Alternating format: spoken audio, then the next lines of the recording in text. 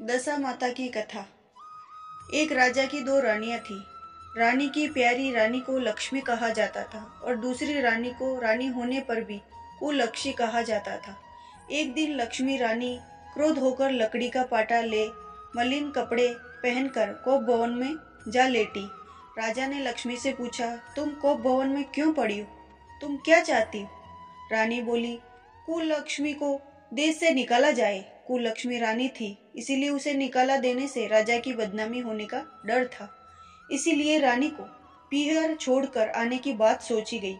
राजा ने पटरानी को एक रथ में सवार कराया और स्वयं घोड़े पर चढ़कर रथ के साथ चलने लगा। एक बीहड़ जंगल में पहुंचकर राजा ने रथ को रुकवाया। पालकी ढोने वाले को वहां से हट जाने को कहा। राजा रानी को उस जंगल में छोड़कर घोड़े पर सवार होकर अपने महल में आ गया। कुललक्ष्मी को बाट जोते सारी रात बीत गई। रानी को प्यास लगी, वह रथ से उतरकर पानी के तलाश में चल दी। रानी ने आसपास पानी खोजा, परंतु कोई जलाशय नहीं दिखाई दिया। रानी ने एक सारस के जोड़े को एक तरफ जाते देखा। रानी कुललक्ष्मी सारस के जोड़े के पीछे चल दी। चलते चलते एक नदी के किनारे पहुंच गई। रानी ने सोच आदि से निवृत्त होकर उस नदी में स्नान किया और जल पीकर अपनी प्यास बुझाई। उस समय कुछ अन्य स्त्रियां भी स्नान कर रही थी। स्नान करने के बाद उन स्त्रियों ने दशा माता का डोरा लिया। उसके पास एक डोरा बच गया। उन्होंने रानी से डोरा लेने का अनुरोध किया। रानी डोरा लेकर अपने रथ में आकर बैठ गई। दशा माता ने रानी की परीक्षा लेने के लिए एक बुढ़िया का वेश धारण कर उसके रथ के पास आ गई। वह रानी से बोली कि बेटी, यहाँ बैठी बैठी क्या कर रही हो? रानी ने बुढ़िया से कहा, पहले तुम बताओ, तुम कौन हो? बुढ़िया ने उत्तर दिया, मैं तुम्हारी मौसी हूँ।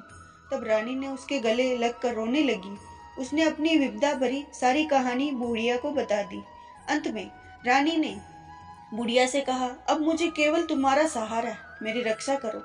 दशा माता की कृपा से उसी जगह माया का शहर बस गया। रानी के पास भाई भाभी आदि सारा मायका वहां प्रकट हो गया। रानी ने अपने पीहर के साथ मिलकर 9 दिन की दशा माता की कहानियां सुनी। 10वें दिन डोरे की पूजा होनी थी। उस दिन सवेरे उठकर दशा माता ने सारे रानी से कहा, नदी में स्नान कराओ, वहां तुमको स्वर्ण कलश मिलेगा, तुम उसे ले लेना और जो डोली तुम्हें लेने आए उसमें बैठ जाना। किसी से ये मत पूछना कि ये डोली किसकी है। रानी ने नदी में स्नान किया। वह स्नान करके बाहर निकल आई तो उसने 2 स्वर्ण के कलश नदी के किनारे रखे मिले। उन्हीं के पास रेशमी वस्त्र रखे थे। उन वस्त्रों को रानी ने पहन लिया। वह चलने को तैयार हुई तो उसे डोली आती दिखाई दी। वह डोली में बैठ गई और अपने घर पहुंच गई। घर पहुंचकर उसने अपनी माया के परिवार की सब महिलाएं सहित दशा माता के डोरे की पूजा की, सुहागनों को भोजन कराया। इसके बाद उसने पारण किया। अब रानी अपने पीहर में आनंद पूर्वक सबके साथ मिलकर रहने लगी। इधर कुछ समय बाद राजा को रानी कुललक्ष्मी का ध्यान आया। राजा ने विचार किया कि जिस दिन से मैं रानी को जंगल में छोड़ आया हूँ, तब से उनका कोई समाचार नहीं मिला। चलकर देखना चाहिए कि रानी कुललक्ष्मी का क्या हाल है। मंत्रियों ने राजा को समझाया कि अब रानी से मिलना आपके लिए ठीक नहीं होगा, परंतु राजा ने मंत्रियों की बात पर कोई ध्यान नहीं दिया। वह घोड़े पर सवार होकर उसी स्थान पर पहुंचा जहां रानी को छोड़ आया था। राजा को यह देखकर बड़ा आश्चर्य हुआ कि यहाँ तो सघन वन था, परंतु अब यहाँ रमणीक बस्ती बसी हुई है। राजा ने लोगों से पूछा, यह कौन सी नगरी है? लोगों ने उसे बताया कि यह कुललक्ष्मी नगर है। अब वो राजा के आश्चर्य का ठिकाना न रहा। अब वह बार बार सोच रहा था कि यह नगर मेरी पटरानी कुललक्ष्मी द्वारा बसाया नगर है। राजा ने कुललक्ष्मी के महल के पास जाकर सूचना भिजवाई कि उनसे अमुक देश के राजा मिलना चाहते हैं। राजा ने राजा को पहचान कर मिलने से मना कर दिया, परंतु मौसी ने उसे समझाया कि हिंदुओं में पति परमेश्वर माना जाता है। तुम्हें यही उचित है कि तुम यथाशक्ति उनका आदर सत्कार करो।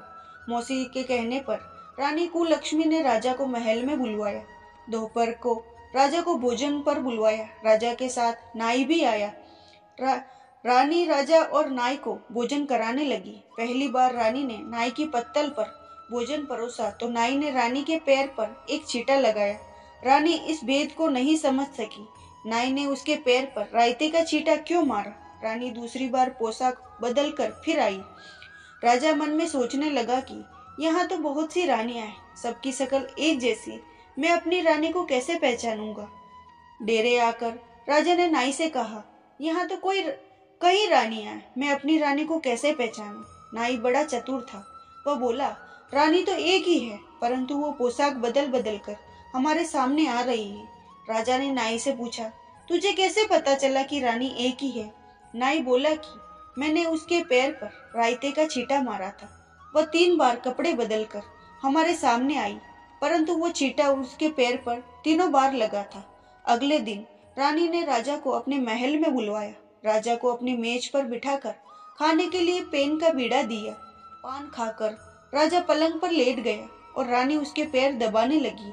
राजा ने रानी से अपने किए के लिए शर्मिंदा होने लगा और माफी मांगी और रानी को अपनी राजधानी में चलने को कहा। रानी ने कहा, अब मुझे किस मुंह से चलने को कह रहे हो। अब मुझे जंगल में अकेला छोड़कर चले गए थे। आप तो दूसरी रानी के कहने में आकर मेरा परित्याग कर चुके थे। यह तो मेरी मौसी का किया हुआ है, उसी के कारण ये सब वैभव मुझे प्राप्त हुआ है, वरना आप तो मेरा सर्वनाश कर चुके थे। राजा ने रानी को बहुत समझाया। तब रानी बोली कि मैं केवल एक शर्त पर आपके साथ चल सकती हूँ। आप मेरी मौसी से वरदान मांगेंगे कि यह नगरी आपकी राजधानी के पास पहुंचा दे, जिससे जब मेरा मन चाहे आपके पास रहूं और जब जी चाहे तो मैं अपनी मौसी के दिए महल में चली जाऊं। मेरी मौसी बड़ी दयालु है, संभव है कि हमारी बात मान जाए। राजा ने दशा माता मौसी से प्रार्थना की। मौसी ने राजा की बात मानकर दोनों शहरों को पास पास स्थापित कर दिया, मानो एक दूसरे के भाग हो। राजा ने दशा माता की कृपा का फल जानकर शहर में ढिंढोरा पिटवा दिया कि सब प्रजा दशा माता का व्रत करेगी। जैसे दशा माता ने कुलक्ष्मी पर कृपा करी, वैसे दशा माता सब पर कृपा करना। बोलो दशा माता की जय।